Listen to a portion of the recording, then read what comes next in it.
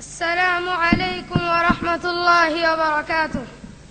الحمد لله رب العالمين، والصلاة والسلام على رسوله الكريم، أما بعد، فأعوذ بالله من الشيطان الرجيم.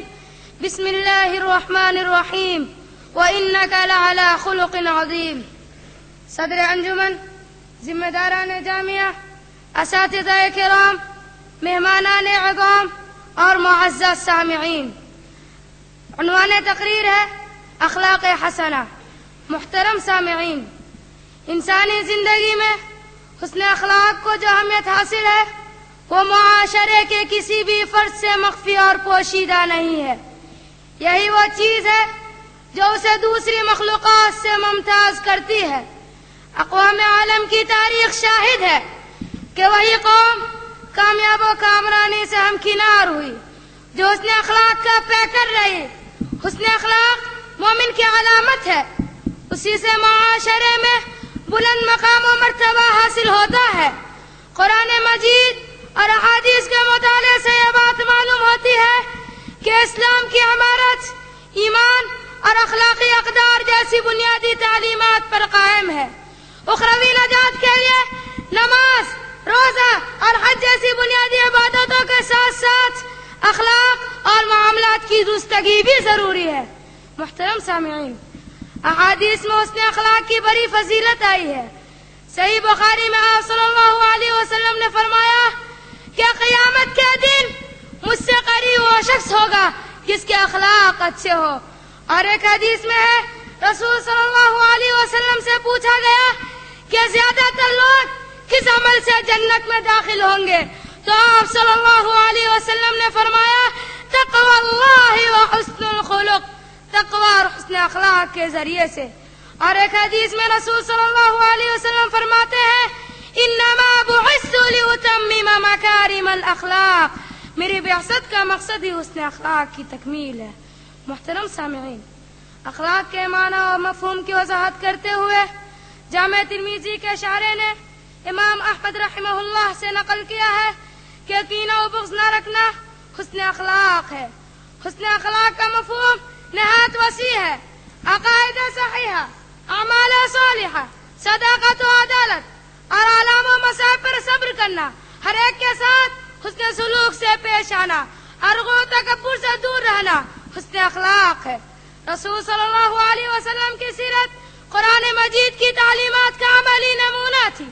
جیسا کہ حضرت عائشہ رضی اللہ عنہا فرماتی ہیں کان خلقہ القرآن، خود بھوکے رہ کر دوسرے کو کھانا کھلانا، مخالفین اور جانی دشمن کو معاف کر دینا، پتھر برسانے والوں کو دعائیں دینا، اپنی ذات کے لیے کسی سے انتقام نہ لینا، یہ تھی آپ صلی اللہ علیہ وسلم کی نمایاں خوبیاں.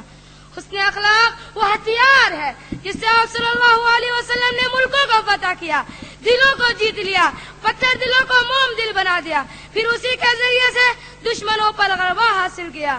کسی شاعر نے کہا، خوب کہا ہے، ظالم سے لیا ظلم کا بدلہ نہ کسی وقت، ظالم سے لیا ظلم کا بدلہ نہ کسی وقت، مارا بھی تو اخلاق کی تلوار سے مارا. محترم سامعین، یہ وہ جامع تصور اخلاق ہے جو اسلامی تعلیمات میں اور اللہ کے رسول صلی اللہ علیہ وسلم کی عملی زندگی میں نمایاں نظر آتا ہے. آج ضرورت ہے اس بات کی کہ ہم اپنی زندگیوں کو اخلاق حسنہ کے زیور سے آراستہ کریں اور اللہ تعالی ہمیں عمدہ اخلاق اور اچھے کردار کا عملی پیکر بنائے. آمین ثم آمین. وآخر دعوانا ان الحمدللہ رب العالمین، والسلام علیکم ورحمۃ اللہ وبرکاتہ.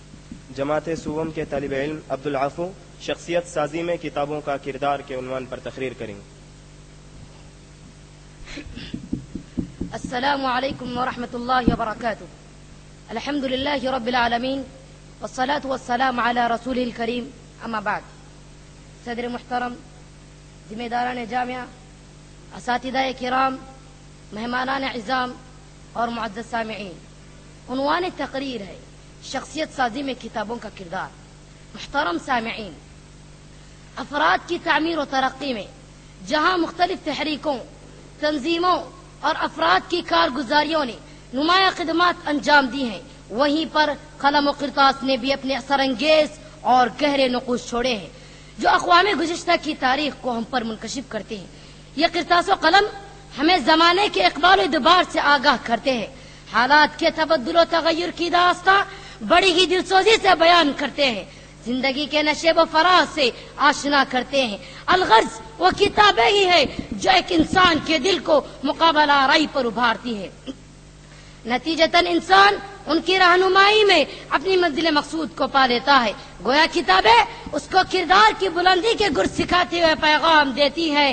منزل کی جستجو میں کیوں پھر رہا ہے راہی، منزل کی جستجو میں کیوں پھر رہا ہے راہی، اتنا عظیم بن جا منزل تجھے پکارے. محترم سامعین، شخصیت سازی میں کتابوں کے کردار کا اندازہ اس بات سے لگایا جا سکتا ہے کہ اللہ تعالیٰ نے صرف رسولوں کی بعثت پر اکتفا نہ کرتے ہوئے نزول کتب کا کردار ساتھ سلسلہ بھی جاری کیا.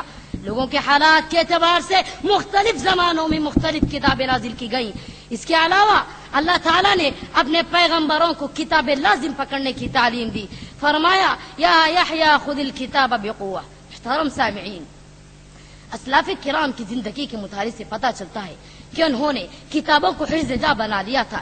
امام زہری رحمہ اللہ کتابوں کے مطالعے میں اس قدر غرق ہو جاتے کہ دنیا و ما فیہا سے بے خبر ہو جاتے. جب گھر آتے تو چاروں طرف کتابوں کا ڈھیر لگا کر مصروف مطالعہ ہو جاتے. چنانچہ ایک مرتبہ ان کی بیوی تنگ آ کر کہنے لگی، خدا کی قسم یہ کتابیں میرے لیے 300 کھنوں سے زیادہ تکلیف دہ. فتح بن خاقان خلیفہ متوکل کے وزیر خاص تھے، تاہم شاہی دربار کے جلوے ان کے مطالعے کی آنکھ کو خیرہ نہ کر سکے. مطالعے کی کوئی نہ کوئی کتاب ہمیشہ ان کے پاس رہتی تھی. جب کسی ضرورت سے متوکل کی مجلس سے اٹھتے تو راستہ چلتے ہوئے مطالعہ شروع کر دیتے تاکہ آمد و رفت کے وقت بھی ضائع نہ ہو.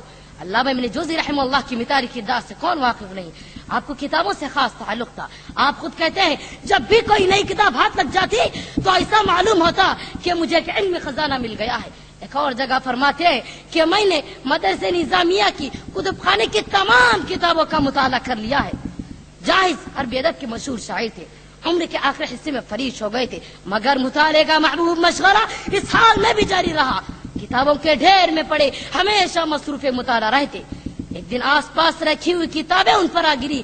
مفلوج و بیمار جس اٹھنے کتاب کہاں سے لاتا، اس طرح اپنی محبوب کتابوں ہی میں دب کر جان جعفری کے حوالے کر دی.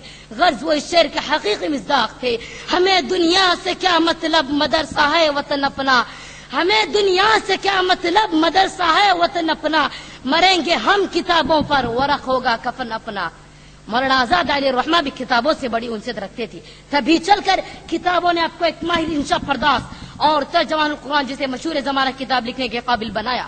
محترم سامعین، قوموں کے عروج و زوال اور ترقی و تنزلی میں مطالعہ کتب نے ایک غیر معمولی کردار ادا کیا ہے. آج مسلمانوں کی زوال و پستی کا ایک اہم سبب کتابوں سے بے تعلقی اور قرطاس و قلم سے بے اعتنائی ہے.